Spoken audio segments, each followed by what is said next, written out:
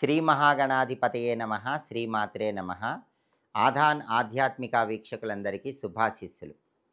October 6 సోమవారం కోజాగరి పూర్ణిమ సందర్భంగా ఎలాంటి విధి విధానాలు పాటించాలో, లక్ష్మీదేవి భూలోక సంచారానికి వచ్చేటటువంటి కోజాగరి పూర్ణిమ సందర్భంగా పూజ ఎలా చేస్తే స్థిరలక్ష్మి సంపూర్ణమైన అనుగ్రహం కలుగుతుందో ఈ వీడియోలో మనం తెలుసుకుందాం.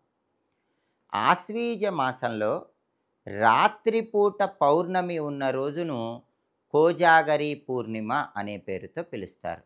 ఆ రోజు కౌముది లక్ష్మీ వ్రతం అనే పేరుతో లక్ష్మీదేవిని పూజించాలి. దానికి కారణం ఏంటంటే, ఆశ్వీజ మాసంలో రాత్రిపూట పౌర్ణమి తిథి ఉన్న రోజు వైకుంఠంలో ఉన్నటువంటి లక్ష్మీదేవి భూలోక సంచారానికి వస్తుంది.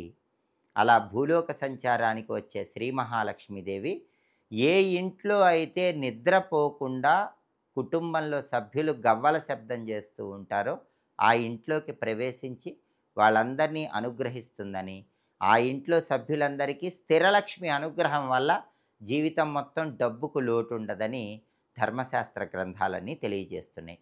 కోజాగర్ అంటే అర్థం ఏంటంటే నిద్ర మేలుకొని ఉన్నది ఎవరు అని అర్థం. లక్ష్మీదేవి వైకుంఠం నుంచి భూలోక సంచారానికి వచ్చే రోజు కాబట్టి ఎవరైతే నిద్ర మేలుకొని ఉంటారో, అలా మేలుకొని గవ్వల శబ్దం చేస్తూ ఉంటారో వాళ్ళు సంపూర్ణంగా లక్ష్మీదేవి అనుగ్రహం పొందుతారు. అందుకే దీన్ని కోజాగరి పూర్ణిమ అనే పేరుతో పిలుస్తారు.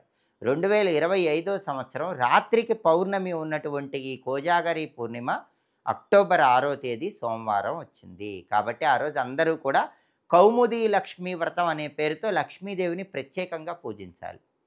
లక్ష్మీదేవిని ఎలా పూజించాలి, ఎప్పుడు పూజించాలి? సాయంకాలం చీకటి పడ్డాక లక్ష్మీదేవిని పూజించాలి. సాయంకాలం చీకటి పడ్డాక మీ ఇంట్లో పూజ గదిలో ఏనుగులు తొండంతో నీళ్లు తీసుకొని అభిషేకిస్తున్నటువంటి గజలక్ష్మీదేవి ఫోటో కానీ, లేదా కుడి చేత్తో బంగారు నాణ్యాలు వర్షిస్తున్నటువంటి ధనలక్ష్మీదేవి ఫోటో కానీ పెట్టుకొని దానికి గంధం బొట్లు, కుంకుమ బొట్లు పెట్టి ఆ ఫోటో దగ్గర దీపారాధన ఆవు నెయ్యితో చెయ్యండి, లేదా నువ్వుల నూనెతో చెయ్యండి. వీలైతే తామర ఒత్తులతో దీపారాధన చెయ్యండి. వీలు కాకపోతే జిల్లేడు ఒత్తులతో దీపం పెట్టండి. అవి కూడా వీలు కాకపోతే అప్పుడు పత్తితో చేసిన ఒత్తులతో దీపం పెట్టండి. సాధ్యమైనంత వరకు తామర ఒత్తులతో దీపం పెడితే అద్భుత ఫలితాలు కలుగుతాయి. అలా దీపం పెట్టాక శ్రీ మహాలక్ష్మీదేవి చిత్రపటానికి తెల్లటి పుష్పాలతో పూజ చేస్తూ లక్ష్మీ అష్టోత్తరం చదువుకోండి. తెల్లటి పుష్పాలతో పూజ చేస్తూ అష్టోత్తరం మొత్తం చదువుకోలేని వాళ్ళు ఓం శ్రీం శ్రీ అయి నమః ఈ మంత్రాన్ని 21 సార్లు చదువుకోండి. లక్ష్మీదేవికి పాలతో చేసిన పాయసం నైవేద్యం పెట్టండి. లక్ష్మీ పూజలో కొన్ని గోమతి చక్రాలు, గవ్వలు, ఇలా లక్ష్మీదేవికి ఇష్టమైనవి గురువింద గింజలు ఇలాంటివి ఉంటే ఇంకా మంచిది. పూజ పూర్తయ్యాక పాలతో చేసిన పాయసం నైవేద్యం పెట్టి ఆ తర్వాత ఆ నైవేద్యం తీసుకెళ్ళి ఒక 10 నిమిషాలు ఆరు బయట వెన్నెల్లో ఉంచండి. అంటే చంద్రకిరణాలు పడే విధంగా ఆ పాలతో చేసిన పాయసం వెన్నెల్లో ఉంచాలి. చంద్రకిరణాలు పడ్డాక 10 నిమిషాల తర్వాత మళ్ళీ పూజ గదిలోకి తీసుకెళ్ళి లక్ష్మీదేవి ఫోటో దగ్గర పెట్టి నమస్కారం చేసుకొని మీ కుటుంబ సభ్యులందరూ దాన్ని ప్రసాదంగా స్వీకరించండి. ఆ తర్వాత కుటుంబంలో సభ్యులందరూ కూడా హాల్లో కూర్చొని నిద్రపోకుండా గవ్వల శబ్దం చేస్తూ ఉండండి. అప్పుడు భూలోక సంచారానికి వచ్చిన లక్ష్మీదేవి ఈ గవ్వల శబ్దం విని మీ ఇంట్లోకి వచ్చి మీ ఇంట్లో పూజ చేసినటువంటి ఆ లక్ష్మీదేవి పూజా విధానం చూసి ఆ గవ్వల శబ్దం విని స్థిరలక్ష్మి అనుగ్రహాన్ని మొత్తం జీవితం మీకు కలిగింపజేస్తుంది. ఇలా కోజాగరి పూర్ణిమ నాడు కౌముది లక్ష్మీ వ్రతం అనే పేరుతో లక్ష్మీ పూజ నిర్వహించండి.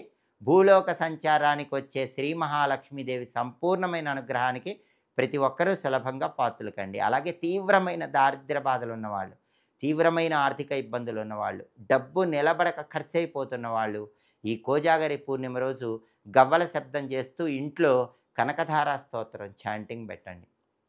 అప్పుడు కాలి ఎందెలు గల్లు గల్లుమని మీ గృహంలో లక్ష్మీదేవి ఆనంద తాండవం చేస్తుంది. ఇలా కోజాగరి పూర్ణిమ రోజు మేలుకొని ఉండి గవ్వల శబ్దం చేసి అందరూ కూడా స్థిరలక్ష్మి అనుగ్రహానికి పాత్రలు కండి. ఇంకా ఇలాంటి ఆసక్తికరమైన విశేషాంశాలు తెలుసుకోవాలనుకుంటే ఆధాన్ ఆధ్యాత్మిక ఛానల్ని తప్పకుండా సబ్స్క్రైబ్ చేసుకోండి. సర్వే జనాః సుఖినో భవంతు. స్వస్తి.